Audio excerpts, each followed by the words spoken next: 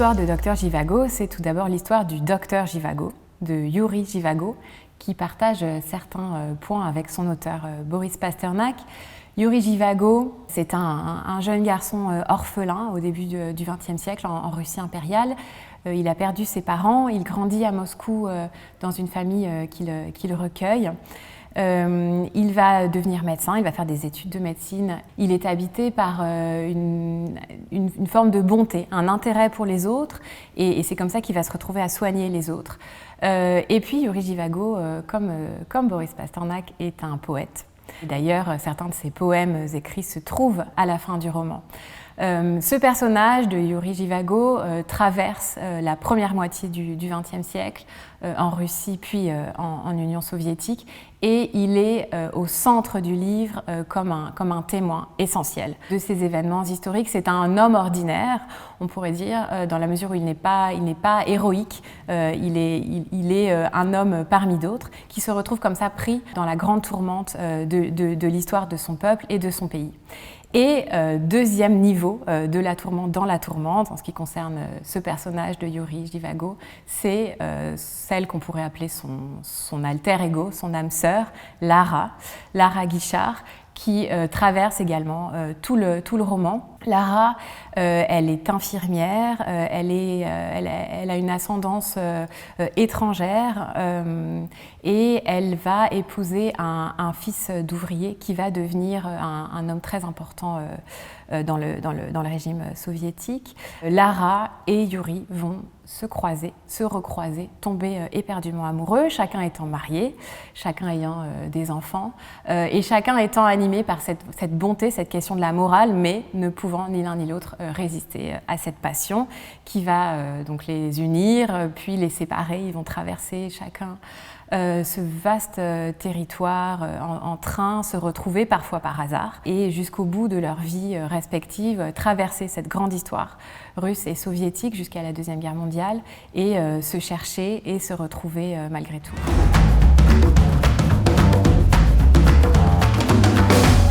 Boris Pasternak est né en 1890 et il meurt en 1960. Il est connu essentiellement en France et dans les pays occidentaux pour son œuvre romanesque, mais il était d'abord poète et très connu en Russie et en Union soviétique pour son travail en tant que poète. C'était un poète futuriste, marqué par un grand lyrisme et une poésie également réaliste. Un de ses grands livres de poésie, c'est Ma sœur, la vie, qu'il a écrit à partir de 1917, publié en 1922, donc bien avant le Dr Zhivago. Et puis, donc, Pasternak a également cette deuxième facette de romancier, et essentiellement pour le Dr Zhivago. Donc ce livre qu'il mettra 10 ans à écrire, de 1946 jusqu'à août 1955, et qui trouve sa source dès les années 30 dans une ambition, un désir d'écrire un grand roman social, historique, dans le sillage de Dickens, qui est une référence évidente pour lui, de Balzac également, de Tolstoï. Pasternak, était, en plus d'être poète, écrivain, traducteur, voilà, donc un grand traducteur vers le russe de Shakespeare, de Schiller également. Il admirait beaucoup Rilke, avec qui il a une correspondance. Voilà, donc un homme de lettres qui s'est emparé de plusieurs genres.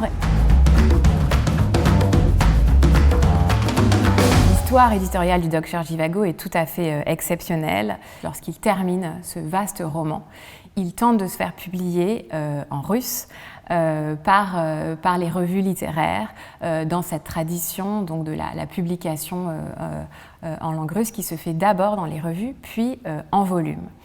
Cette publication en russe est impossible car le livre est refusé par toutes les revues. Et c'est un éditeur italien, Feltrinelli, un grand éditeur italien, qui en 1957 publie pour la première fois le Dr Zhivago en traduction. C'est-à-dire que le livre paraît, non pas en russe, mais en italien, à Milan, le 22 novembre 1957. Pendant ce temps-là, le livre, le texte est parvenu en France, et ce sont 4 jeunes slavistes, 4 jeunes traducteurs qui s'emparent de ce livre et qui vont donc le traduire à 8 mains, pourrait-on dire. Il y a 2 hommes, Michel Aucouturier et Louis Martinez, et 2 femmes, Hélène Zamoyska et Jacqueline de Proyard, qui donc s'emparent de ce livre et vont le traduire aussi comme une course contre la montre pour pouvoir le publier au printemps 1958 dans la collection du monde entier chez Gallimard. C'est une traduction qui n'est pas signée, vraisemblablement par crainte des représailles, parce que signer une traduction du russe alors que le livre est interdit en langue originale, c'était possiblement s'exposer. Et c'est aussi une prouesse, bien sûr, que de le publier si rapidement. Après ces 2 premières traductions, vont rapidement suivre de nombreuses traductions vers les principales langues étrangères, et le livre va être interdit donc jusqu'en 1988 en URSS. Donc 30 années pendant lesquelles ce livre n'est pas disponible. Cependant, il circulait dans l'intervalle des éditions miniatures en russe, donc interdites en toute rigueur, à l'étranger. L'histoire raconte qu'elles étaient possiblement pour certaines financées par la CIA, puisque le docteur Givago, donc ce livre, devient aussi un pion sur le vaste échiquier de la guerre froide. Ceci va atteindre un point culminant lorsque, donc, en octobre 1958, donc très peu de temps après la publication en français, le comité Nobel décerne le prix Nobel à Boris Pasternak, qui est extrêmement touché, ému, honoré, mais qui va subir des pressions de la part du gouvernement soviétique pour l'empêcher d'aller à Stockholm récupérer le prix. Le risque étant, s'il sort du pays pour aller récupérer le prix, qu'il ne puisse pas rentrer chez lui. Pasternak va donc décider de ne pas aller chercher le Nobel. On est à l'automne 58, il va tomber malade et il va décliner, subissant une très forte campagne de dénigrement de la part des autorités soviétiques, et il meurt fin mai 1960, donc très isolé après cette terrible campagne. Le livre a donc été pendant 30 années quasiment illisible sur le territoire de l'Union soviétique. Et c'est donc un destin tout à fait exceptionnel pour ce livre russe, écrit en russe, mais qui a été tout d'abord, pendant de très longues années, lu d'abord en traduction et à l'étranger. Alors, un livre culte parce qu'il a bien sûr ce parfum d'interdit, ayant été très tardivement accessible en version originale, et paradoxalement un livre donc interdit jusqu'en 88, mais aussi un best-seller, c'est-à-dire que c'est un livre qui tout de suite suscite un très grand intérêt de la part des lecteurs étrangers qui le lisent donc dans ses traductions essentiellement, et c'est un livre qui est très acheté, qui est très lu dès les années 58 et 60.